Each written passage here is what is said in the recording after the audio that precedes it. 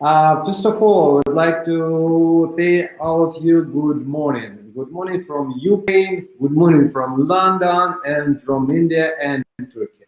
And of course, my name is Anton Taranenko. I'm a representative and head of the Visit Ukraine. This is no government public organization, and I'm CEO of Kyiv Tourism Association.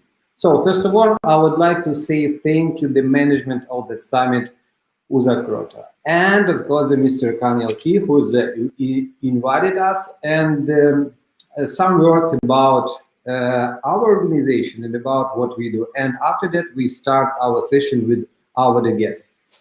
So our mission is to promote and popularize Ukraine tourism in the domestic and foreign markets by using modern and powerful information support for this development. Now we work with a new project. This is a project called Portal Visit Ukraine Today, which informs tourists about their rules in safe and comfortable crossing the border, as well as stay in Ukraine and 195 countries for the world. And I'm so glad to be here with my colleagues, Barbara Jamison, London&Partners, head of the Business Development Europe, Tourism Sector Head. And Barbara, hello. Good morning. Good morning, everybody. Morning. So, Mariana Oleskiv, Ukraine Tourism Board, chairperson for the State Agency for Tourism Development of Ukraine. Mariana? Good morning, everyone. Good morning. And of course, Anirudh Khoshin, Ministry of Tourism India, representative of Ministry of Tourism India, General Manager of Finance Department.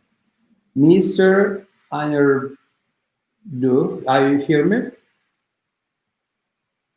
I think he couldn't join, as I understood. Yeah. Okay, super. So we start our session. We will talk about each of you for 50 minutes. I think it will be our conversation. After that, maybe we answer for some questions. Barbara, we start our panel with you. And my first question for you, what about weather in London? What about Oxford Street? And I hope now this is one of the main streets for the Christmas and Christmas experience. And yeah. Well, what about London? Luckily for us, we came out of lockdown yesterday. So everybody was out shopping in Oxford Street as well, but safely, of course. The Christmas decorations up there, lots of them are blue to celebrate the healthcare workers, as in every city, I'm sure. But there is, there are quite a few brands that are suffering in retail, as I'm sure you've heard in the news. And it's really, I think, those that are going to embrace the change will be the ones that will survive. But I think the good news is I think Londoners do bounce back quickly. Everyone wants to get out and about, wants to enjoy the city, and that is all we can hope for during this Christmas season. Yeah, we hope too, because for us, this street in London, this is very important point in our schedule in November, because every year in November we visited London World Travel Market. And we really hope it will be next year, 2021. So let's start. The first question for you. New generation customers expect more value for brands. Which way should we follow to win customers and sell products post-COVID-19? Yes, so when we looked at our marketing strategy quite a few years ago, we were really focusing on the new generation consumers worldwide. And of course, this generation, they have a lot less brand loyalty. They're very used to switching brands quickly, enabling them to travel, in better ways, in more affordable ways, whatever they want. Technology is out there, it's easy for them. So in order, I think, for brands to engage with them at the moment, especially due to the coronavirus, is that they are looking for a company that they can trust. And I think the responsibility, first and foremost, around health and safety is absolutely fundamental. And they will be expecting any travel brand, any destination brand, any hospitality brand to have that on the top of their priority. I would then say, again, lots of people are finding themselves in difficult situations, but they still want to travel. And there is a real pent-up demand for experiences, that affordability and flexible payment options are key, not only in consumer tourism, but travel trade and also in the MICE sector. So easy cancellation policies are going to be expected, especially last minute cancellation options. It's absolutely crucial to reassure your customers and encourage them to book and know that they're booking with confidence. And making sure that these policies are crystal clear and upfront.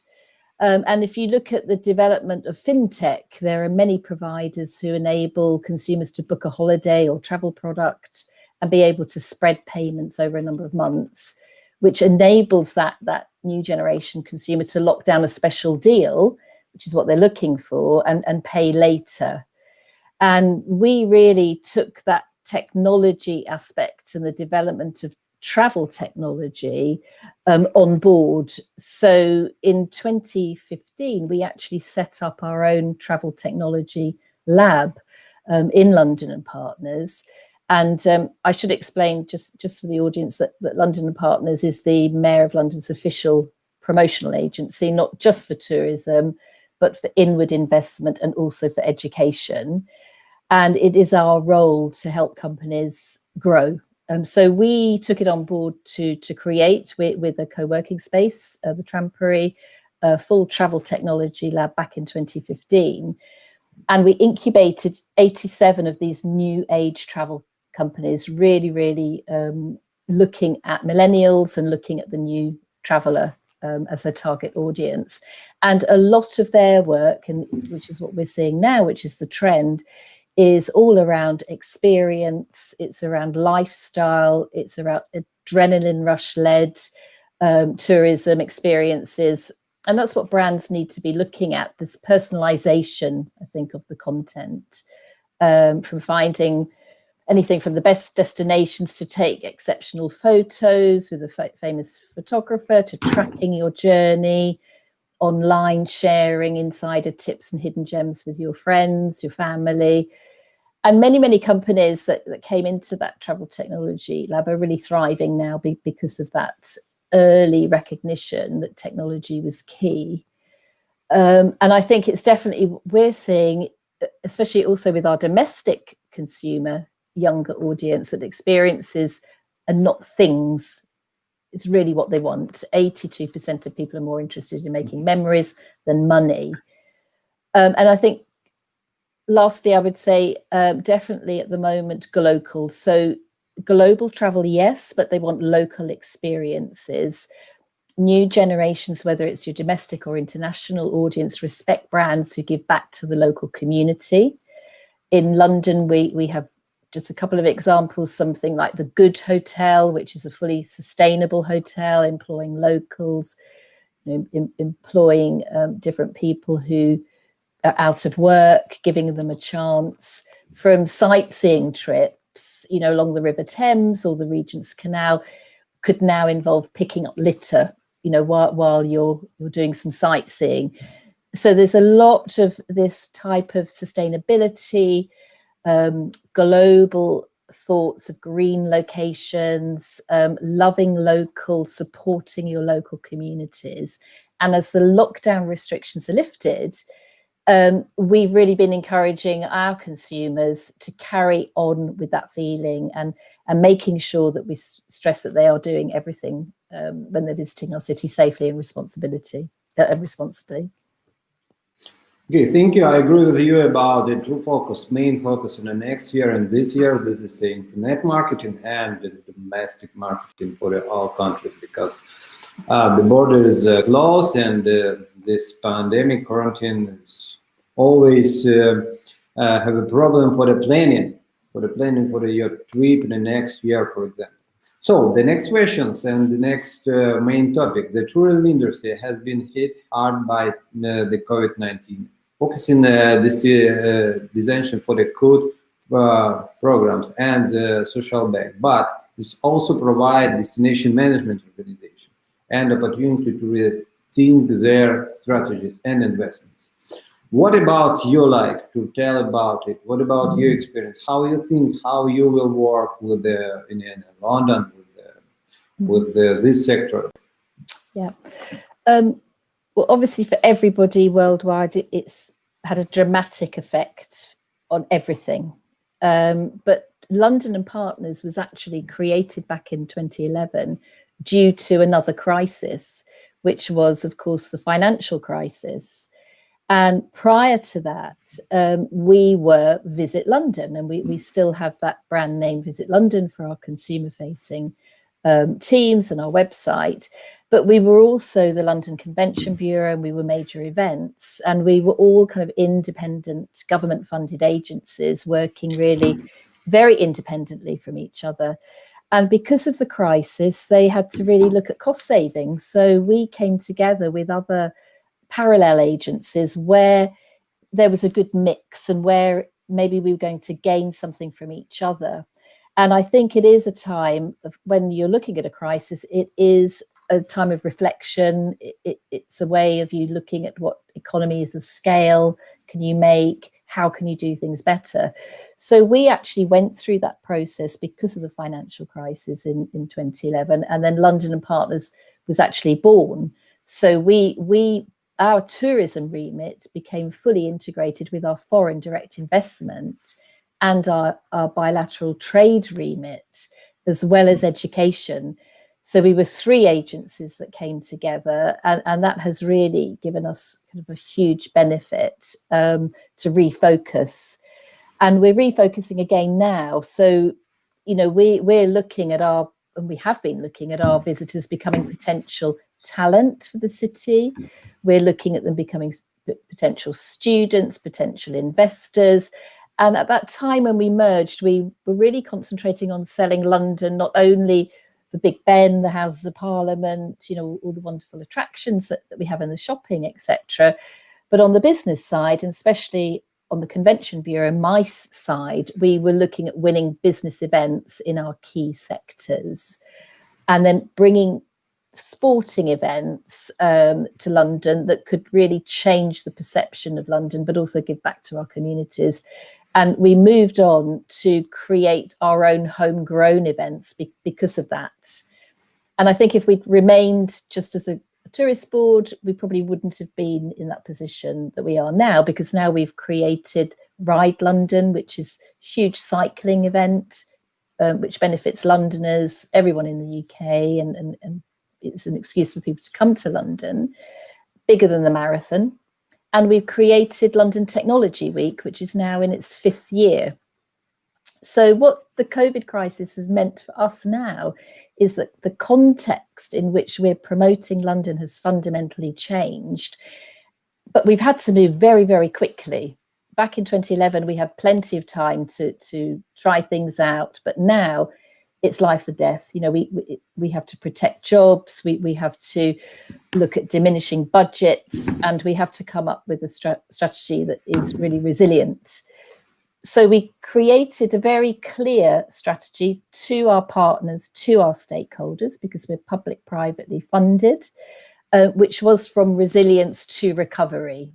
And we set up very quickly new teams across the whole company, and across the city and across all of our stakeholders, and created a crowdfunding plan of action and a campaign, really revolving initially around the domestic tourism market and encouraging Londoners to support London. So we created a very simple strapline, because I'm a Londoner, but really with a new company-wide team managing this. And we weren't going to throw a lot of money at a big marketing campaign, because, you know, what was the point? Who knew what was going to happen next month? Who knows what's going to happen next year? But by creating something that everyone could be involved in, creating a toolkit of assets, we were able to actually pivot very quickly and then go into a different course of direction, looking at the domestic audience first and then widening up that campaign as new routes become available and as things change. Thank you. So the last question, but maybe we have a question from our auditory after. And for you, what about your top 3 plans, London&Partners business plan for the 2021? What the main topic in the next year? You tell about marketing internet, about new company, about new communication, about very important contact with the domestic market, and you tell about your structures. This is public-private communication, and of course you have a financial from the government and for their business. What you will do? 3 points in the next year for you. Mm-hmm. Yes, so we will be carrying on with affordable campaigns that everyone can be involved in, because we have over 500 tourism partners, and they range from small one-man band event planners to hotels to attractions like Merlin, with the London Eye. And we also then have our retail sector, our hospitality sector, our theatres and cultural museums. So we have a huge range of different people with different needs. But as international routes and gateways open, our decisions will always be data-led. And when people mention the word millennials, we've identified with one of our leading database companies that there are actually 11 types of millennials in London. And each one of them will want something different, and each one of them will recover at a different pace. And it's not just the millennials, it's everyone. It's multi-generational tourism that we're looking at. So at the moment, we're looking at this data to make our decisions. And what we had to do, which we had actually stopped doing, we actually stopped working in the travel trade environment, which was quite controversial, especially for people in this audience. But we really felt that you guys, your job much better than a government-funded agency. So our role is really to make the phones ring for the destination and invest in new technologies to enable our tour operators and our travel partners to thrive. So we're not trying to duplicate what the travel trade industry is doing. We're actually focusing on the future and making sure that we have the right product in London moving forward.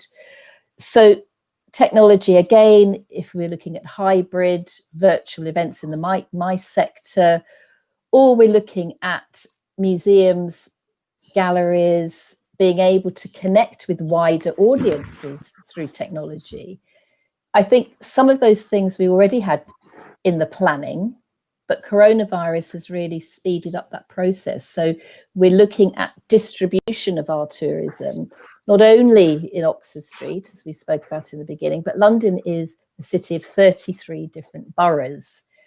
So we're really looking at engaging those boroughs in our plans, and maybe something, a location like the National Theatre is already looking at new areas in East London and engaging the local Londoners into our cultural offering, as well as overseas visitors. And then again, through my work, I'm very involved with European cities marketing. And through our work there, again with research, we've already identified that one of the biggest growth sectors is the young Muslim market. And a couple of years ago, we set up a program. We know that the young Muslim market wants fashion, food. They like Manchester United. So we did some open door ticketing and collaboration with other cities in the UK. So come to London for your fashion, your shopping, your restaurants, your sightseeing, hop up to Manchester and see a game and go back. So collaboration with other cities is key, and also key to collaborate with European cities, as many of the flight routes have been cancelled.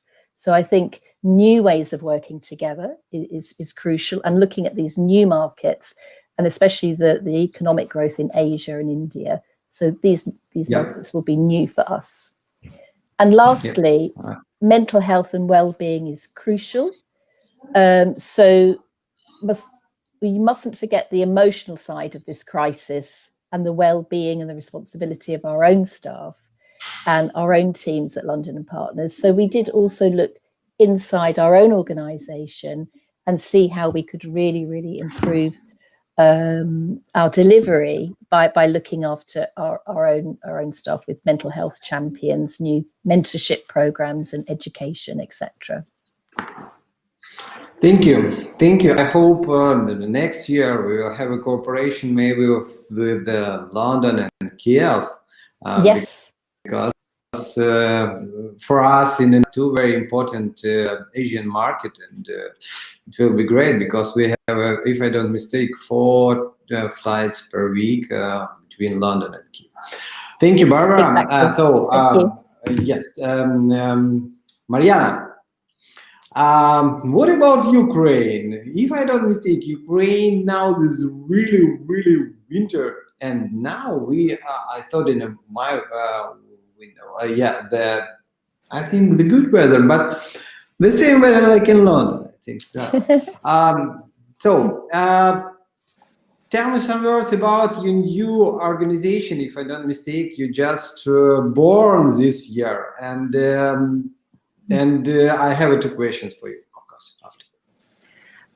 Yes, actually, State Agency for Tourism Development was only formed this year, and it just happened that it was right. I was appointed as a chairperson of the agency like 10 days before the global lockdown, and it put us from the beginning to very tough conditions. But it also gives some positive moments, as we could unite more of the market, more of the stakeholders, in order to work together to eliminate, yes, the pandemic problems we have. So really, at the same time, Ukrainian government started working on very important issues to make Ukraine more open for tourism and especially for Asian markets. We have visa-free regime with China until end of January, but actually it doesn't give us much tourists because of the closure of international travel. But still, it's like a good sign, and we hope it will continue with this visa-free regime for tourists in the future. And also we have visa-free for more Asian countries now, and together with the easier way to get these e-visas for also many Asian countries, for example. So we will try to work with this market, and it actually gives us some new possibilities. But at the moment, actually, Ukraine is one of the countries that has pretty open borders in compare with the others. We don't have problem to get to Ukraine, and we only need these PCR tests for countries that are from the so-called red zone, where there is a high rate of COVID stillness.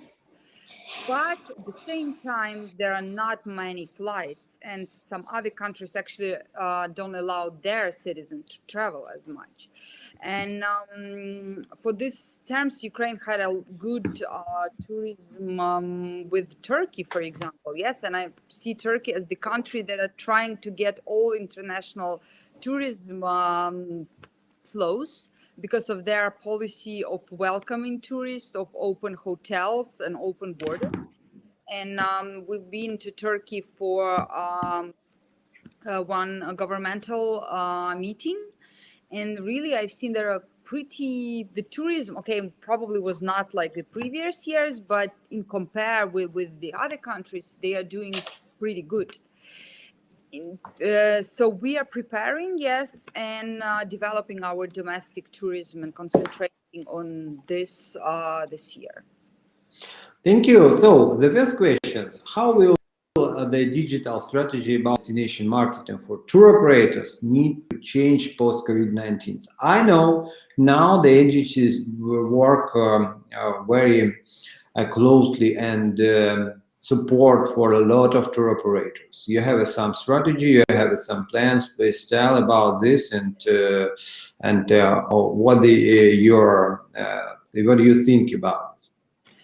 First of all, I think that now is time also for tour operators to look at the new products and new possibilities and new markets, because basically in Ukraine we had a well-developed market of outgoing tour operators. Incoming tour operators, they were and they are a little like smaller. They are part of this small and medium business, and they don't have big groups, and they don't work really on the mass tourism. Yes, and for them is also time to look for domestic tourists and to search for new products that could interest those markets that have possibilities to go to Ukraine, where we have connection and where we have flights. In the same time, our task is to work with the local communities and local authorities and organizations. We don't have DMCs yet. Unfortunately, that's another problem for Ukraine. We are working on them for them to appear, to make the possible proper legislation for such organizations to form in Ukraine. But still, we have local governments who work on this destination marketing and creating tourism products. And this cooperation between tour operators, us as a state agency, and local communities that form this product is very important. And the selling of product for locals and also within the city. We see a lot of products now in Kyiv, for example, when local citizens go on different quests on with the cars or on some tours to explore their own city even. Is also good market for tour operators. I think it's the part of flexibility we've been talking about all previous year and digitalization, products, and possibilities. Now really is like the time to show these new ways of thinking, I would even say. So you tell about destination management organization and about I don't know, not the problem, the main questions, how this organization will work and will create in the future in Ukraine. What the best format for the more implemented for you, for example, and what state agency think about it? How you think how the destination management organization can and must maybe work in Ukraine? Yes. The moment we work with EBRD on the tourism strategy for Ukraine, and one of the part of their task is to analyze different countries, their systems of DMCs, and offer for Ukraine the best option. At the moment, what we've learned and what we've explored is, to my personal opinion, the best option would be to have these tourism funds. We are now having this new law that is developed by the parliament and is now to be voted, I hope next month in Ukrainian parliament, where we have the tourism funds formed from the tourism tax we have in the hotels. So each person that stay in the hotel pay this tax. In the different countries, it has different names. It could be city tax. In Ukraine, it's called tourism tax. That would go directly for this tourism fund, because at the moment it goes to the city budget and it's spread like different purposes.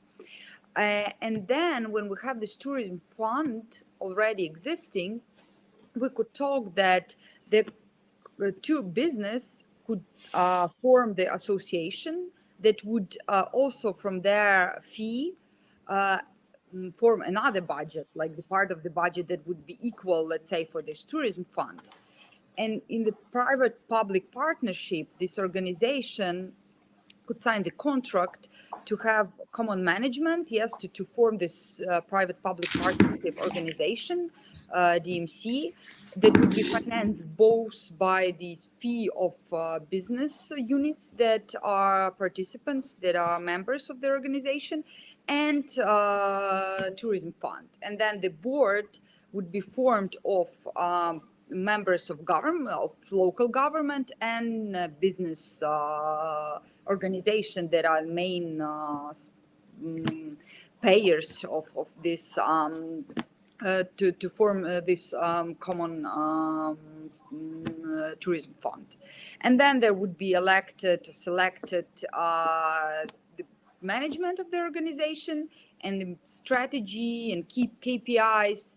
And, you know, this public-private partnership would be the best way for Ukraine to actually develop tourism. Because at the moment, what we see, we have local government that have sometimes a little bit politic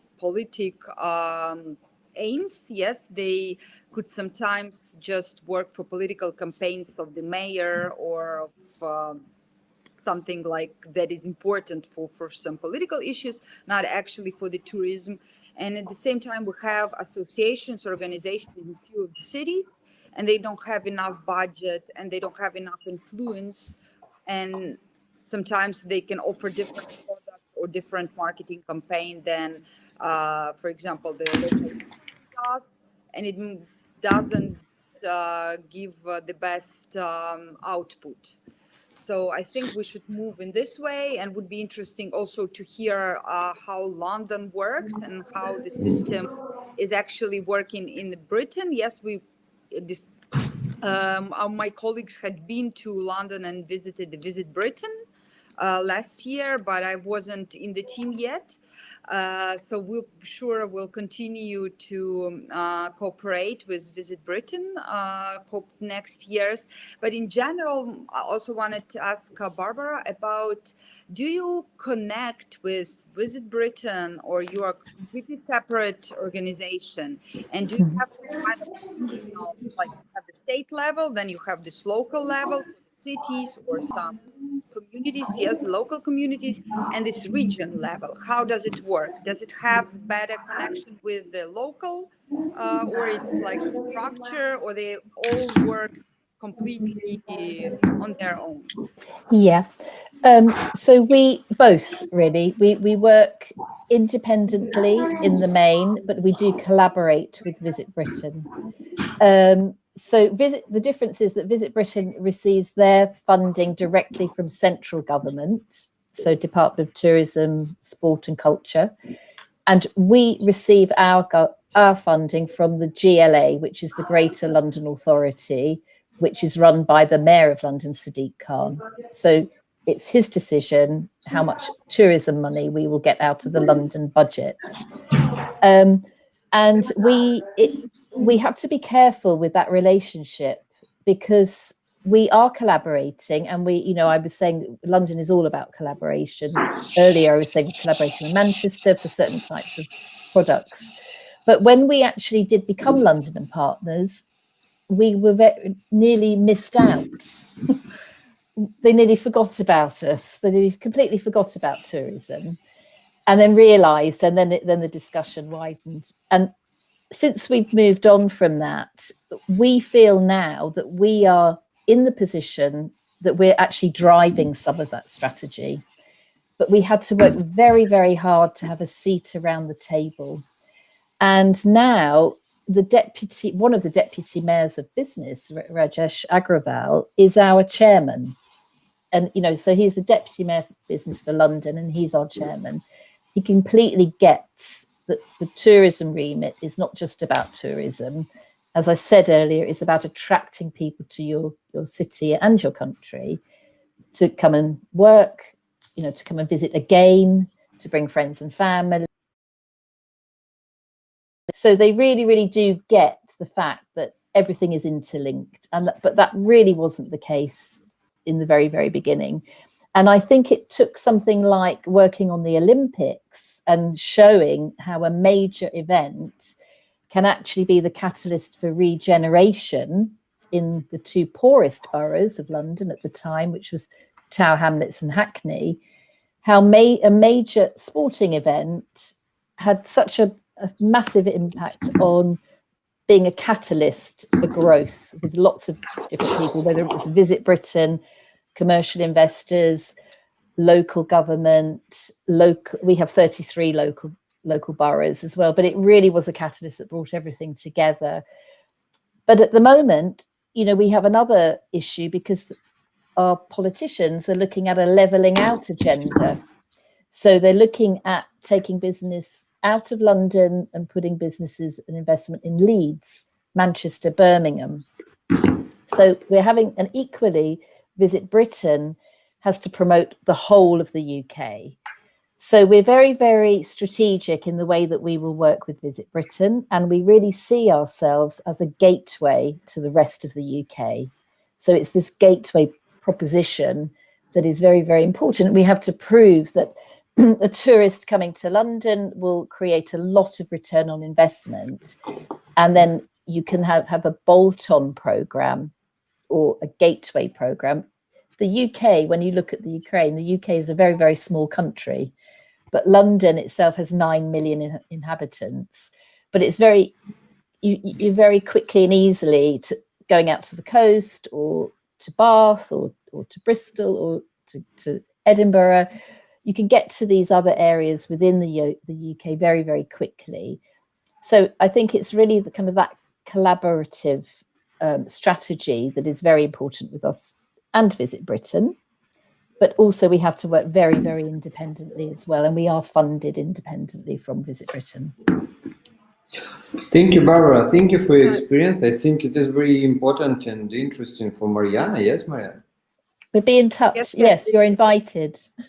Thank you. Because, cool. I mean, Ukraine is huge. We have one but it's not federal country. Yes. Exactly. And at that point, we are moving to the decentralization, and we also don't want the DMCs to be somehow dependent on the state level. Mm-hmm. But at the same time, it's very important to work out this proper style of collaboration where we don't all move the other ways. Yes, that we have the main goal and moving all together and uniting our efforts with the limited resources we have in order to get the best result. Yeah, I think otherwise your message gets completely lost and it becomes too confusing for the consumer. Yes. Thank you. So if I don't mistake, maybe Mr. Anirudh here, if he hear me, no. So if our management tell me about new speakers, we contact with him. So Mariana, I have a question for you. I know you started a new great marketing company, the name in Ukraine, Mandru Ukraine. In English, this is Travel to Ukraine. For the domestic market, and a lot of famous people, Ukrainian people, was in this company to participate in a video. Tell me some words, me and I think Barbara too have interested to know what Ukraine do for this. And and if I don't mistake, you have plans to promote this company in the next year. Some words, please. Yes, it's a very interesting situation in Ukraine that is really different from, let's say, Britain, because we speak Ukrainian language here, but we communicate abroad in English. Yes. So we have this brand Ukraine Now, and with Visit Ukraine Now as a communication brand for tourism abroad. But when we started thinking about how we can attract Ukrainians to travel within the country, we actually, at the beginning of the pandemic, we really saw that not many Ukrainians actually consider the country as the place to travel within, like for these cultural routes. Mostly they go to the seaside or they go skiing to the mountains, but not at the country where they can just, visit interesting attractions. Even though people from abroad see beautiful sights. So we wanted Ukrainians to start traveling this summer. And when we decided how to communicate, we understood that if we use Ukraine now, it won't be understandable or acceptable for many Ukrainians who don't really think in English. Yes. So for that, we worked with this one of the best marketing branding specialists in Ukraine, and we saw that the best option, and when we have the social media and really people staying online all the time, to use the hashtag that would be acceptable for all. So in Ukrainian it sounds "Мандруй Україною," which could be translated to English like "travel within Ukraine" or "travel in Ukraine." And asked like 100 of celebrities of Ukraine to put the post on their social media with such a manifest that we talking that we became all participants of the challenge travel within Ukraine this year. So let's enjoy it, and we know our country is beautiful, and let's share our favorite spots, our favorite places with the others, to use this hashtag and to check in the location. And we had, at the beginning, we used this hashtag that was already used since 2014. It had 14,000 of the posts. And now we reach 100 of the posts on Instagram and 2 million on TikTok. And I don't remember exact numbers, but around million on YouTube, new posts with this hashtag. And we also, TV picked up this hashtag. We did few of the fan trips for journalists around different corners of Ukraine that were not so popular among Ukrainians. And I think, yes, it was a good start. And at the moment, it's very important for us to work on the infrastructure and to give a new way for this campaign for this winter and next year. Thank you, Mariana. Thank you, Barbara. We have just 1 minute. I will introduce you one more time. Barbara Jamison, London&Partners. Mariana Oleskiv, the State Agency of Ukraine Tourism Development. Thank you, all of you. 10 seconds for you, Barbara, and for you, Mariana. Maybe something good for this year for the tourism, and we finished our panel. Okay, well, thank you very much, and for the opportunity to allow me to speak at your conference. I must say I had a lovely holiday in Turkey myself this year before lockdown, and I would say that what stuck with me was the people that I met. And I think going back to the experiences, I think experiences and we're all people. Everyone we don't want to be in lockdown. So I think that fundamental need that we all have to connect with each other will drive the tourism in the future. And I think as soon as we're all allowed to travel, we will all be back traveling. I'm sure of that. Thank you. Mariana, 10 seconds for you. Yes, I agree with Barbara. Really, we all are now struggling to travel again, and we're really waiting for the opening of the borders. So we all should be ready and use the best practices and be strong. Yes. Yes. Yeah. Thank you, all of you. Have a great year. Happy with our New Year and Christmas holidays in the future. And see you soon, I hope. Barbara, Mariana, thank you. Bye. Okay. Bye.